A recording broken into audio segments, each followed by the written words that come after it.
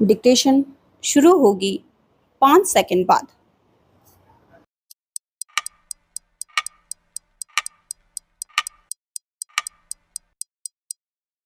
Start.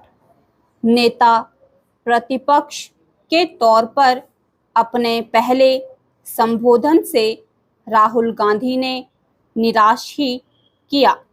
उन्होंने कोई छाप छोड़ने के बजाय टकराव और कलह पैदा करने का काम किया।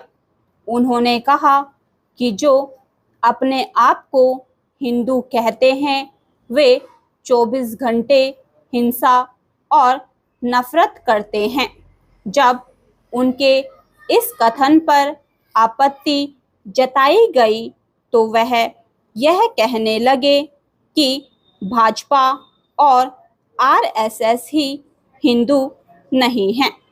यह निष्कर्ष तो ठीक है, लेकिन क्या वह यह सिद्ध करना चाहते हैं कि जो भी हिंदू भाजपा या आरएसएस से जुड़ा है वह 24 घंटे हिंसा और नफरत करता है? संभव है कि वह ऐसा ही मानते हों, लेकिन उन्हें यह याद रखना चाहिए कि हाल के लोकसभा चुनाव में भाजपा को लगभग 24 करोड़ मतदाताओं ने वोट दिया है। क्या राहुल गांधी यह कहना चाह रहे हैं कि ये सब वे हिंदू हैं जो 24 घंटे हिंसा और नफरत करते हैं?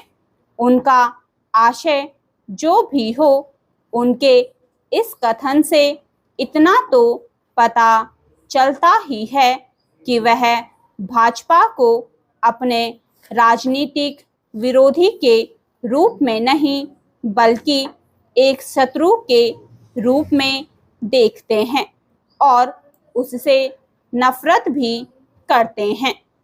राहुल गांधी ने अपने संबोधन की शुरुआत जय संविधान से की और यह दावा किया कि उन्होंने इसे बचाने का काम किया है। स्पष्ट है कि वह अभी भी चुनावी मुद्रा में ही हैं। शायद इसी कारण वह सदन के स्थान पर किसी चुनावी सभा को संबोधित करते हुए अधिक दिखे। यह ठीक है कि चुनाव के दौरान भी उन्होंने संविधान के खतरे में होने का होवा खड़ा किया था और माना जाता है कि इससे उन्हें कुछ राजनीतिक लाभ भी मिला।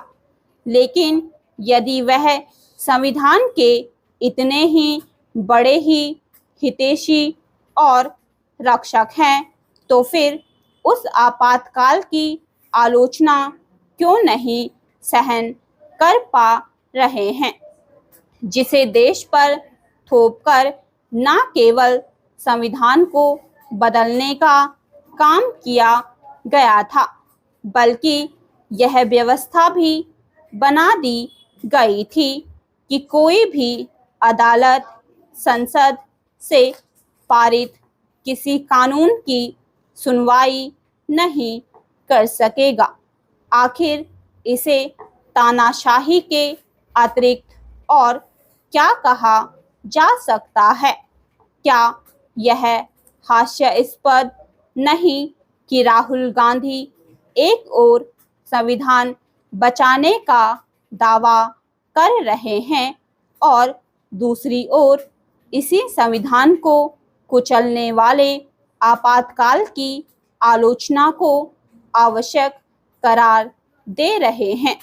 ऐसा नहीं है कि राष्ट्रपति के अभिभाषण पर चर्चा करते समय राहुल गांधी सरकार की आलोचना नहीं कर सकते थे, लेकिन उन्होंने दिखाया कि उनका उद्देश्य सरकार की आलोचना करना कम बल्कि जनता को गुमराह करना अधिक है। इसी कारण वह यहाँ तक कह गए कि यदि किसी अग्निवीर की जान चली जाती है तो उसके स्वजन को सरकार कोई मुआवजा नहीं देती। आश्चर्य नहीं कि रक्षा मंत्री राजनाथ सिंह को उनके इस गलत बयान का खंडन करना पड़ा। स्टॉप।